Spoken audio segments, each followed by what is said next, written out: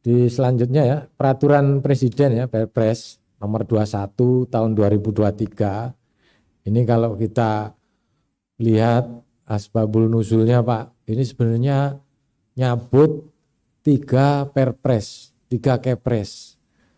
Jadi mulai dari Kepres tahun yang paling tua 64 ini.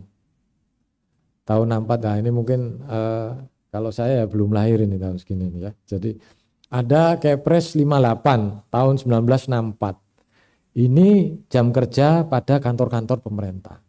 Jadi makanya kita keluarkan Kepres 21 ini sebenarnya kita mencabut 2 Kepres plus 1 Permen tentang pedoman. Nah, Kepres yang tahun 58 tahun 64 nomor 58, 1 minggu tidak boleh lebih dari dan tidak boleh kurang dari 37 jam 30 menit. Ini seminggu Bapak Ibu. Jadi intinya jam kerja itu dikunci dari situ. Dari tahun 64 sampai sekarang 2024 ya, hampir 2024 nih udah hampir 60 tahun nih. Itu masih tetap 37 jam 30 menit. Nah, kira-kira Bapak Ibu yang pernah di swasta jam kerjanya seminggu berapa Pak? Bapak Ibu? 40 Pak. Jadi 40 jam. Jadi bedanya kita 2,5 jam. Memang di Undang-Undang Tenaga Kerja ya, kalau kita kan pakai Undang-Undang ASN, kalau di Undang-Undang Tenaga Kerja 40 jam seperti itu. Nah, mungkin kalau di kementerian ada yang lebih dari 40 jam, itu kayak Kementerian Keuangan ya, itu 42,5 gitu ya ada. Jadi tapi mereka ada mekanisme tersendiri terhadap kelebihan jam kerja tersebut. Nah, kemudian diatur di sini di Kepres 58 itu hari kerja masuk Senin sampai Kamis, maksudnya ini jam 7 sampai jam 14. Karena pada tahun 64 ini kita masih 6 hari kerja Bapak Ibu. Jadi mulai jam 7 sampai jam 2 siang. Makanya terus nanti jam 3 bisa nyambi ya. Kalau PNS ya bisa ke sawah gitu ya, berkebun gitu ya, sore-sore. Ini memang kejadian ini kalau dulu. Terus ada yang mungkin nyambi apa ya, ibu-ibu bikin kue kayak apa gitu ya, jual-jualan.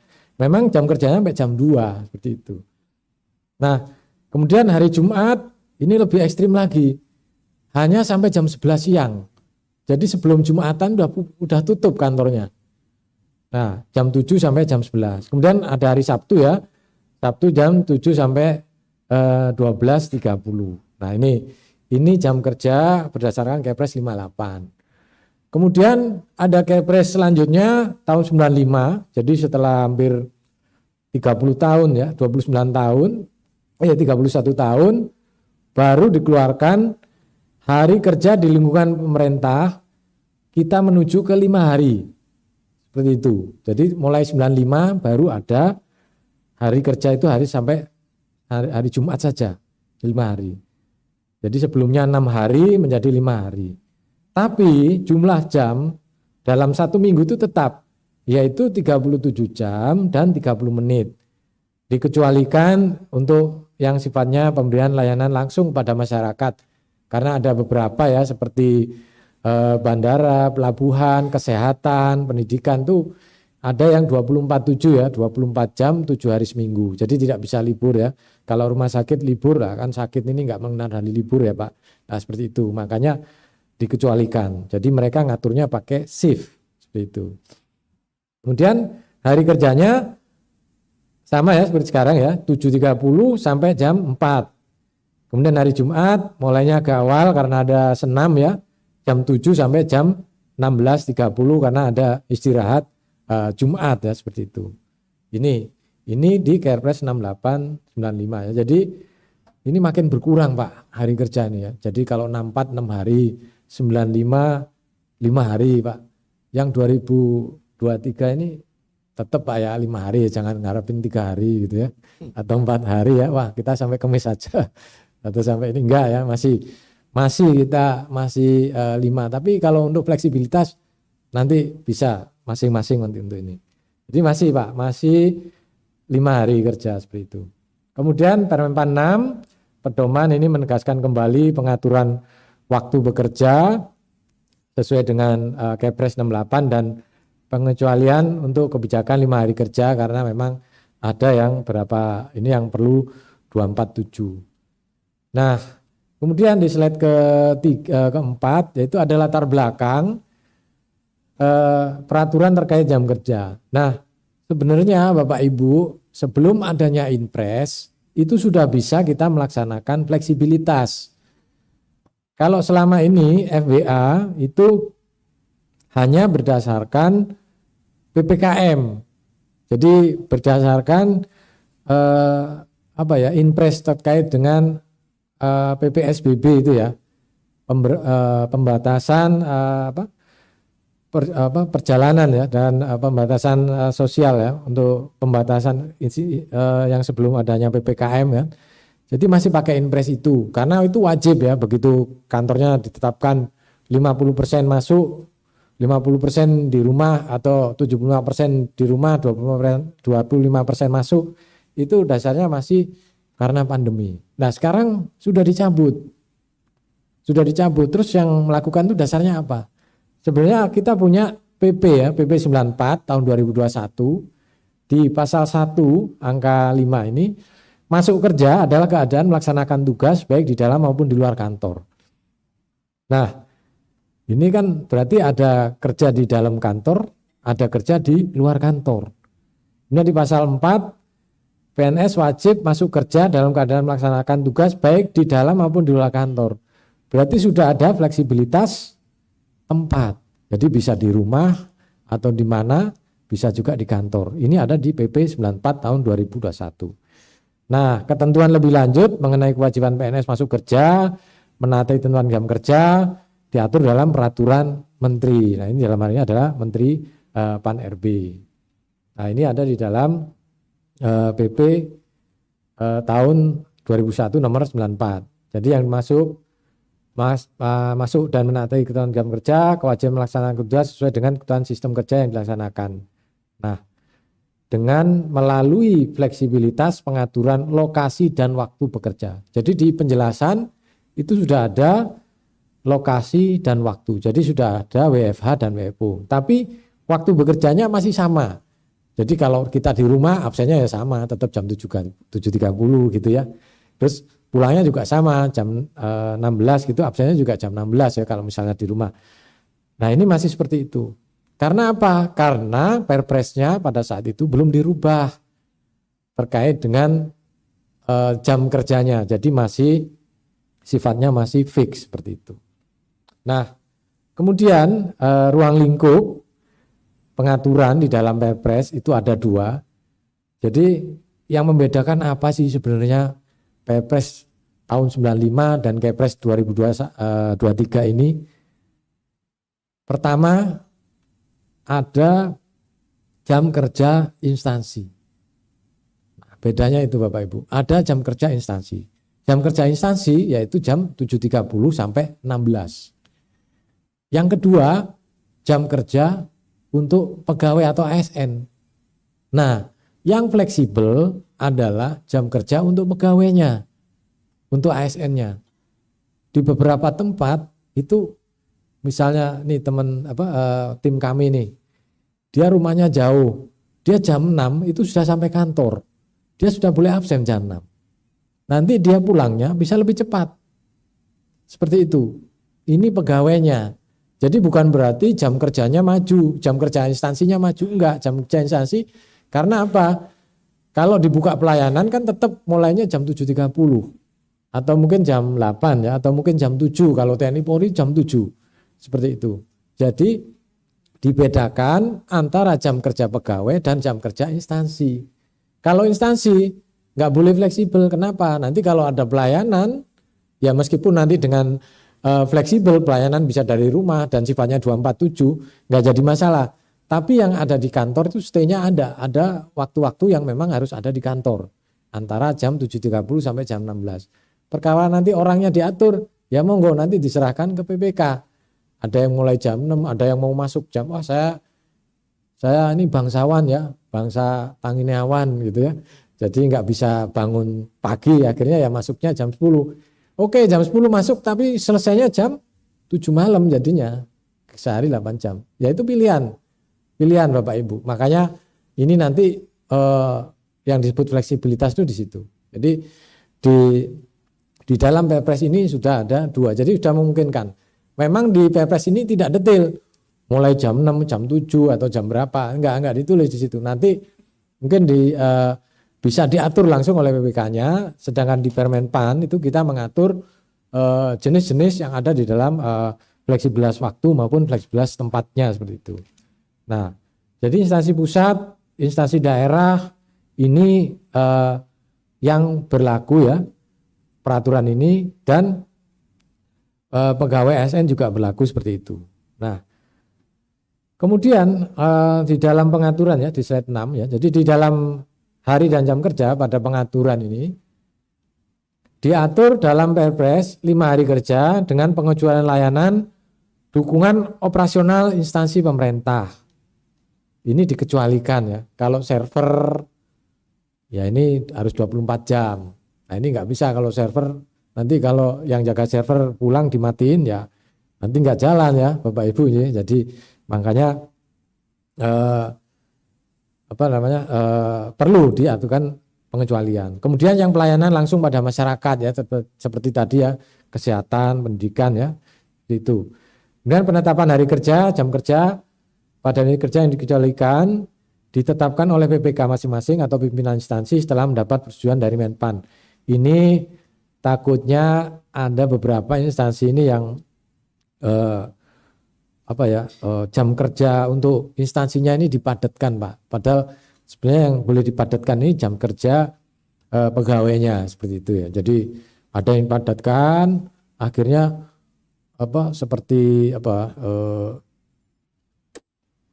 istirahatnya itu harusnya 40 menit dibikin 15 menit. Ya, dipersingkat. Kita pernah Pak survei Pak. Terus benar nggak ini 15 menit? Terus kamu kalau makan, minum, sholat gimana? Ternyata di situ kantin pun nggak ada. Jadi mesti keluar ya, sekarang mungkin pakai Gojek ya, mungkin bisa. Kalau keluar kan nggak mungkin 10 menit, 15 menit. Nah ini itu yang makanya perlu ada persetujuan itu seperti itu. Tapi kalau nggak jam instansinya nggak ada perubahan, ya nggak masalah seperti itu. Tapi kalau yang itu yang diatur itu hanya jam kerja pegawainya saja, begitu. Jadi akhirnya dimampetin 15 menit. Terus masuknya juga mulai jam 7. Supaya apa? Supaya Jumat cuma setengah hari. Jadi sampai selesai jam 11. Seperti itu ada ya. Ini ibu yang ngangguk-ngangguk ini udah pengalaman ini. Sama Bu, kita juga suruh ngecek juga itu. Pertamanya rada-rada ini bener enggak ya? Ya memang daripada kayak ini ya. Toh dianggapnya seperti itu ya. Jadi faktor-faktor itu yang perlu kita cek gitu ya. Kalau memang itu reliable ya memang memang ada catering Pak. Jadi kita harusnya istirahat ya. Mungkin cuma sholat saja karena makanan juga ditaruh di meja masing-masing.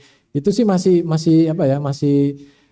iya gitu ya. Tapi kalau udah nggak ada kantin di situ, makanya juga nggak catering mesti keluar. Nah, itu udah lebih lah 15 menit atau istirahat. Nah, ini makanya perlu dicek gitu. Kemudian diatur juga dalam Perpres ini sebanyak 37 jam per minggu dimulai 7.30 sesuai zona waktu setempat dan tidak ada fleksibilitas untuk jam kerja instansi. Karena apa? Karena memang sudah rata-rata mulainya jam 7.30 dan ini sudah melibatkan semua KL begitu. Kecuali memang nanti itu mungkin bisa itu masuk di pasal atasnya tadi. Kita lihat, kita cek seperti apa kepentingannya seperti itu. Jadi ini WIB, WIT, WITA itu sama ya. 7.30 setempat. Kemudian jam istirahat 60 menit Senin sampai Kamis, 90 pada hari Jumat karena ada tambahan sholat Jumat seperti itu. Dan hari kerja bulan Ramadan ini udah langsung dimasukkan di Perpres Pak. Jadi nanti tiap tahun nggak usah nungguin SE-nya Menpan lagi. Wah nunggu SI Menpan lama tiap tahun bikin isinya sama aja ya ngapain juga gitu ya. Jadi cuman ngulang-ngulang aja ya udah langsung di sini jadi sudah fix. Nah, yang kedua yang diatur jam kerja pegawai. Nah, ini yang seksi tadi yang apa yang oleh netizen tadi di apa istilahnya diviralkan ini Perpres ini memungkinkan pelaksanaan tugas dilakukan secara fleksibel sehingga tidak ditentukan hari kerjanya. Makanya di Perpres ini kita tidak menyebutkan hari kerja adalah Senin sampai Jumat. Nanti kalau kita sebutkan, nanti Sabtu Minggu dianggapnya lembur terus. Padahal ada yang memang hari kerjanya Sabtu Minggu, liburnya Selasa atau Rebo. Seperti itu. Jadi begitu. Jadi loncatannya seperti itu. Ini sebenarnya sudah dilakukan ya. Jadi kayak di rumah sakit itu seperti itu. Kemudian di bandara yang sudah 24/7 itu sudah seperti itu. Jadi mereka mengganti liburnya Sabtu Minggu itu di hari lain. Tapi yang penting seminggu itu 5 hari kerja. Harinya ya kapan aja. Minggu juga boleh dianggap sebagai hari kerja kalau memang instansinya 247. Atau mungkin kalau di perbatasan itu malah ada namanya work roster Bapak Ibu. Itu kita sudah berikan di pegawai yang di perbatasan. Itu kayak kita kerja direct. Jadi 3 minggu masuk, seminggu libur. Seperti itu. Karena memang nggak mungkin kalau di perbatasan bolak-balik ya. Jadi dia udah benar-benar. Jadi 3 minggu masuk, seminggunya libur. Jadi seperti itu. Atau sebulan, 2 bulan masuk, sebulan libur. Itu tuh seperti itu. Nah itu hal-hal yang pengucuran itu yang nanti harus ke Menpan. Tapi kalau Provinsi Jawa Timur nggak ada seperti itu Pak ya. Perbatasannya nggak ada Pak ya. Ini mungkin kalau yang perbatasan yang di timur-timur atau di Kalimantan gitu ya. Ini seperti itu. Seperti itu. Kemudian hari dan jam kerja pegawai bulan Ramadan juga sama ya. 32,5. Jadi fleksibilitas ini hanya berlaku bagi pegawai. Tidak berlaku bagi instansi pemerintah. Fleksibilitas yang diakomodir dalam Perpres ini adalah waktu dan tempat. Sebagaimana diamanatkan dalam PP 94. Jadi kalau waktu itu ya jamnya tadi Pak mulainya, kemudian ini kalau tempatnya itu bisa di rumah, bisa di satellite office, misalnya ya kayak Pak Ramli nih, Pak Ramli kerjanya rumahnya di Malang, dia kerjanya di provinsi, itu dia nanti bisa kantor remote yang di Malang mana gitu, kantor remote-nya Provinsi Jawa Timur, misalnya di terdekat bisa dari situ, nggak mesti harus di rumah, yang penting dia terhubung dengan sistem gitu. Nah ini pasti sudah bisa mengembangkan sendiri ya, terutama daerah penyangga ini Pak ya, misalnya ya kalau Surabaya kan jelas ya ada yang di Sidoarjo, ada yang di Mojokerto, ada yang ya penyangga-penyangganya. Nah ini seperti apa? Nah ini hampir sama karena kasusnya hampir sama dengan Jakarta ini, karena ya udah kemacetan, udah seperti itu ya. Bahkan di Jakarta ini kemarin Pak PJ Gubernur sudah nanti akan ada 2 jam kerja ini, ada yang mulai jam 8, ada yang mulai jam 10. Nah, jadi seperti itu. Jadi fleksibilitas seperti itu. Inilah yang ada di dalam Perpres terkait dengan hari dan jam kerja. Yang terkait terakhir yang terkait dengan Perpres ini pengecualiannya adalah unit kerja di slide 7 ya. Jadi unit kerja pada instansi pemerintah yang memberikan pelayanan dukungan operasional instansi. Contoh terkait dengan sistem informasi ya, server tadi. Ini nggak bisa ya, jadi ini harus dikecualikan, harus mendapat pertimbangan dari Kemenpan. Kemudian unit kerja yang memberikan pelayanan langsung seperti sekolah, rumah sakit ya, seperti itu. Unit kerja pada instansi pemerintah yang telah mendapat persetujuan tertulis Menteri tetap melaksanakan hari kerja. Jadi seperti rumah sakit, kemudian sekolah itu sebenarnya sudah mendapat tujuan kita sebelum adanya Perpres ini. Dan itu masih berlaku. Nggak usah ngajukan lagi dengan adanya perubahan Perpres. Tapi nanti kalau memang dia ada perubahan atau apa silakan nanti meneruskan kita. Karena kita juga ngapain ya bolak-balik ngasih izin ya kalau memang nggak perlu. Kalau memang sudah jalan, yang izin yang sudah ada itu bisa dipakai. Selama nggak bertentangan dengan yang ada dalam Perpres ini. Nah, kemudian ini yang terkait dengan Perpres ya, hari dan jam kerja, mungkin itu ya terkait dengan Perpres. Yang Permen perlu disampaikan juga nggak nih? rancangan. Perlu ya.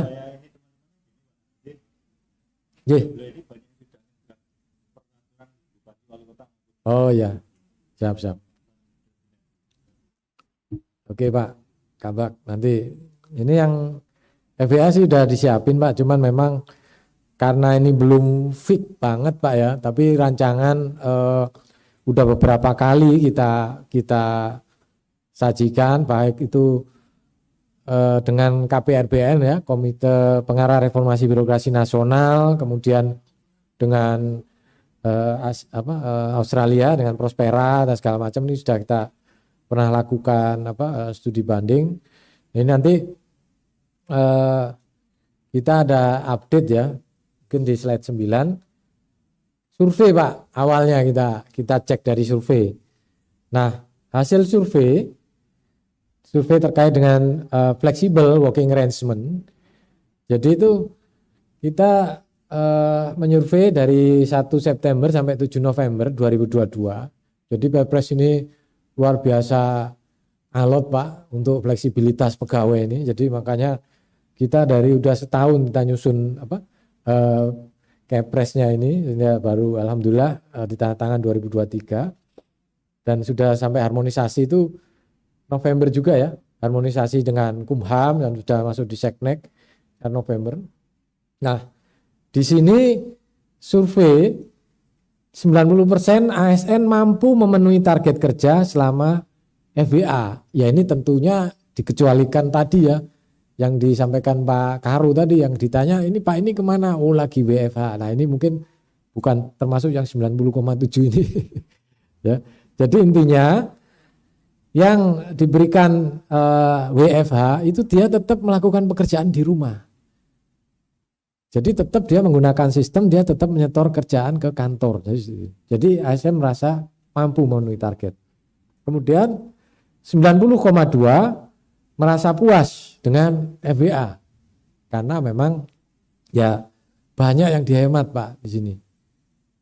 Kita berangkat ke kantor, keluarkan bensin, keluarkan tol, bikin nambah kemacetan, itu sudah berkurang dengan adanya WFH ini, seperti itu. Makanya puas. Sebenarnya tujuannya apa sih? Sebenarnya tujuannya adalah work life balance ya, keseimbangan hidup ya. Jadi antara bekerja, olahraga, kesehatan dan segala macam ini seimbang itu dengan keluarga gitu ya. Kemudian, nah pimpinan puasnya 85%. Ya mungkin tadi karena ada yang dicari nggak ada gitu ya. Jadi makanya surveinya 80, nggak sampai 90 lah ya, nggak seperti survei yang ini. Nah ini hasil surveinya. Jadi ada juga Pak, ini yang ASN yang milenial, 35,76%. Kalau tidak ada WFA, dia akan mengundurkan diri. Jadi seperti ini yang ekstrim. Ada 35%, 35,76. Jadi kalau dia diwawancara, oh di kantor ini ada WFH atau enggak? Enggak ada. Dia berani sampai mengundurkan diri. Ini dari hasil survei. Gitu. Temuan temuan dari survei ini. Nah, dari survei tadi ada beberapa benefit ya di slide selanjutnya dari kebijakan FBA ini. ASN lebih fokus ya dalam bekerja ya, karena ya udah. Kalau di kantor kan biasanya kita masih mikirin rumah gitu ya. Nah ini kalau udah di rumah ya udah gitu ya. Rumahnya udah, wong dianya juga di rumah, tapi disuruh mikirin kantor gitu ya. Tapi memang lebih produktif, waktu lebih efisien, minim gangguan, lebih sehat, hidup tenang ya seperti ini. Pimpinan juga seperti itu. Ini dari hasil survei. Organisasi juga hemat secara operasional ya, karena ya yang bayar listrik juga sendiri-sendiri jadinya ya, karena kan nyoloknya di rumah masing-masing gitu ya. Kemudian biaya internet juga gitu ya Pak Ibu. Nah temuan lain, pelaksanaan FBA meningkatkan beban kerja dan kaburnya waktu bekerja. Nah ini oke, ditetapkan waktu kerja 37,5 jam seminggu. Tapi kalau jam 9 malam ditelepon Pak, Bapak Ibu, dengan FBA ini kayaknya nggak ada jam kerja jadinya, ya kan? Ini temuannya seperti itu, kabur waktunya. Jadi rapat jam 7 malam itu bisa, malah rapat double kalau dulu nggak bisa ya, kalau double satu wakili, ini jadi double Zoom. Nah ini temuan dari kebijakan FBI ini. Jadi beban kerjanya meningkat, waktu kerjanya juga kabur. Jadi sebenarnya nggak bahagia-bahagia amat ya, Bu. Karena waktunya juga mungkin apa ya, dikompensasikan lah seperti itu ya. Jadi transport dan segala macam kompensasinya ya sampai malam. Tapi kita ya itu ya, yang penting di rumah masih bisa sarungan ya kalau bapak-bapak ya. Meskipun atasnya pakai batik gitu ya, atau pakai jas gitu ya. Yang penting gitu ya. Nah, implikasi ini semakin tinggi dirasakan oleh pimpinan atau pemegang jabatan struktural yang berfungsi sebagai koordinator. Selain itu juga ada hambatan ya dari sisi kerjaan perangkat teknologi untuk bekerja.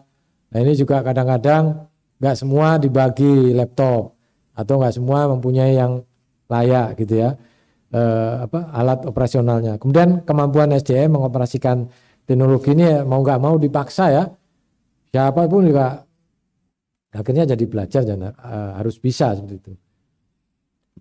Nah, kemudian di slide 11 ini ada kebijakan menteri untuk mendukung FBA, antara lain di Permen 6 dan Permen 7 ini yang sudah Bapak Ibu sering istilahnya terima sosialisasi maupun mungkin sudah dipraktekkan ya, bahwa di Permen 7 ini sistem kerja instansi pemerintah untuk penyediaan birokrasi ini pengaturan sistem kerja yang kolaboratif dan agile. Jadi seperti lincah, bentuknya tim-tim, ada ketua tim, anggota tim segala macam. Nah, di Permen 6 ini terkait penilaiannya. Kalau dulu yang menilai adalah yang memberi pekerjaan adalah harus atasan langsung. Tapi dengan Permen 6, Permen 7 itu boleh siapa saja, tapi yang menilai tetap atasan langsungnya. Dan si pemberi kerja ini memberikan rekomendasi nilai kepada atasan langsungnya. Inilah yang dua permen yang sejalan. Jadi FBI ini nggak bisa jalan sendiri kalau pola kerja kita nggak agile, terus penilaian kerja kita juga nggak agile, itu nggak bisa jalan seperti itu. Hanya perlu dua permen pan ini. Kemudian di slide 12 ini ruang lingkup permen yang akan kita susun terkait dengan FBA, mulai dari definisi, fleksibilitas bekerja, pegawai ASN merupakan pola kerja dinamis bagi pegawai ASN. Nah ini nanti Bapak pakar-pakar dari Provinsi Jawa Timur ini bisa memberikan masukan, mungkin definisi yang ini belum masuk Pak. Nah silakan nanti bisa disampaikan fleksibilitas itu apa saja. Kemudian fleksibilitas diberikan dengan mempertimbangkan terus ruang lingkupnya. Nah sampai ini yang ada di slide di depan. Ini ada dua jenis, waktu dan tempat.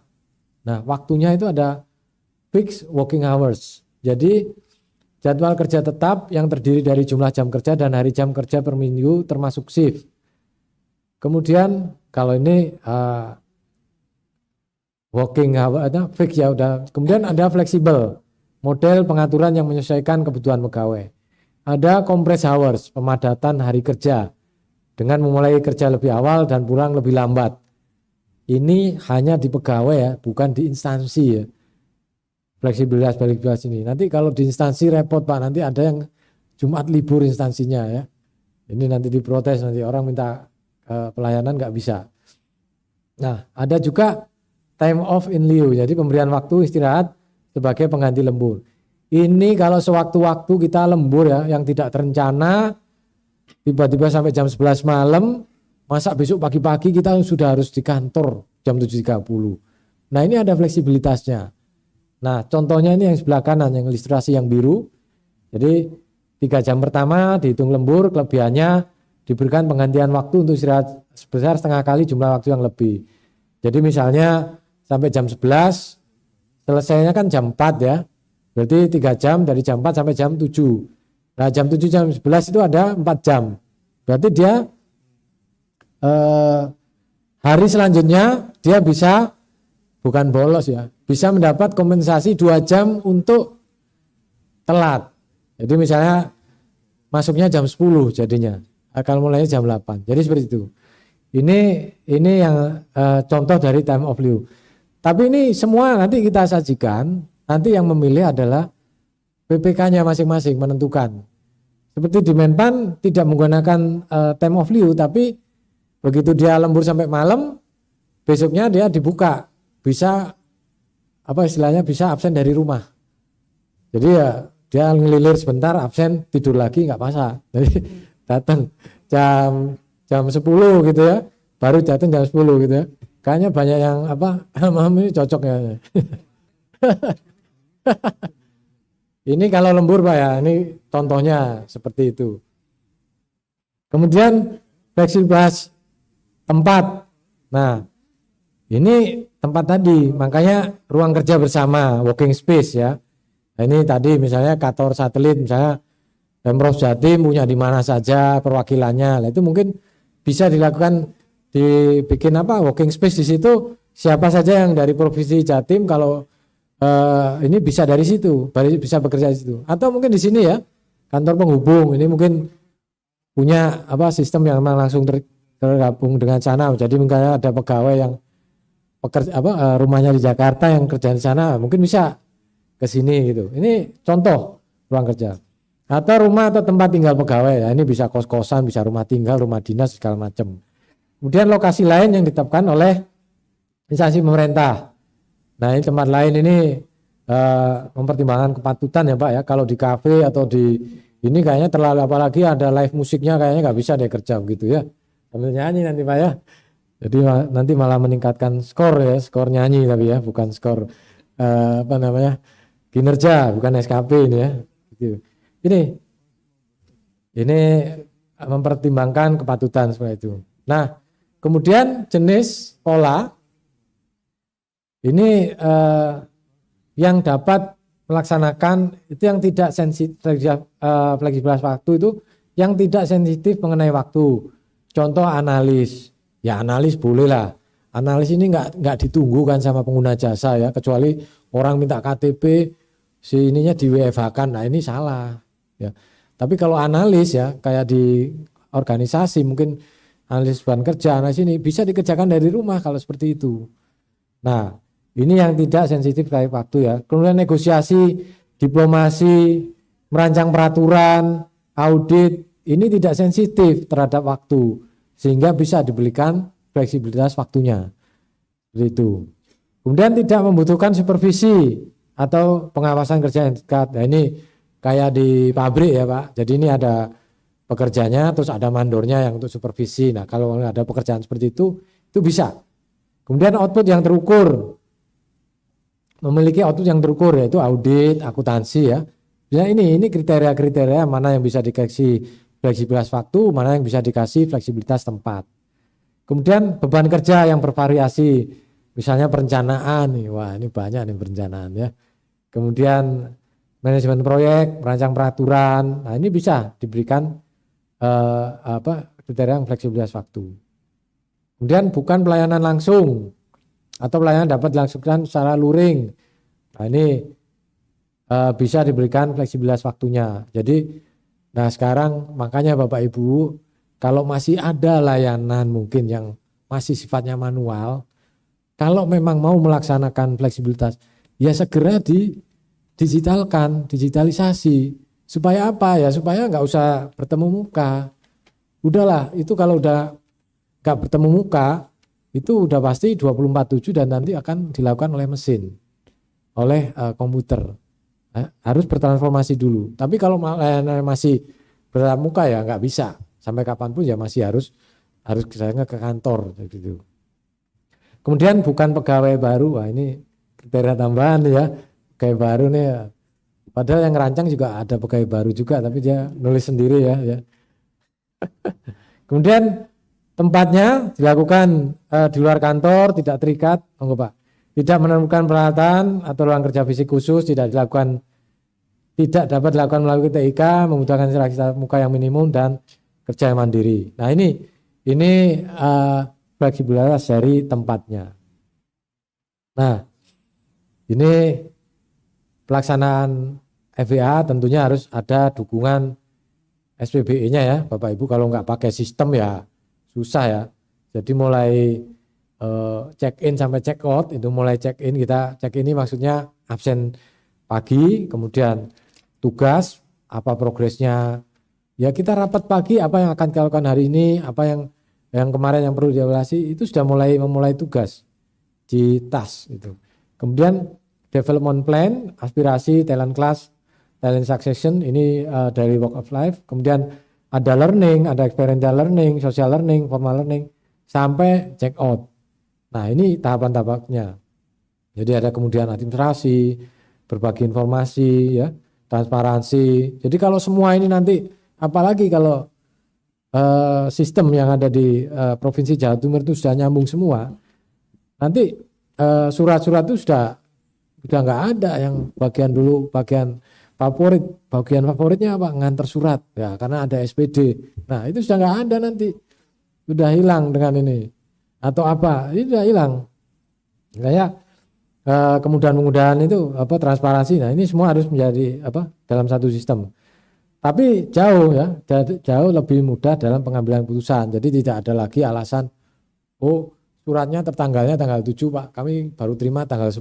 Nah itu udah nggak ada karena sudah online seperti itu. Nah ini mungkin slide yang tunggu-tunggu, slide 16. Nah lanjut, nah ini terima kasih ya. Jadi ini mungkin apa itu yang mungkin bisa kami sampaikan. Nanti kita mohon untuk apa masukan, diskusi dan ini. Mungkin saja. Terima kasih. Assalamualaikum warahmatullahi wabarakatuh.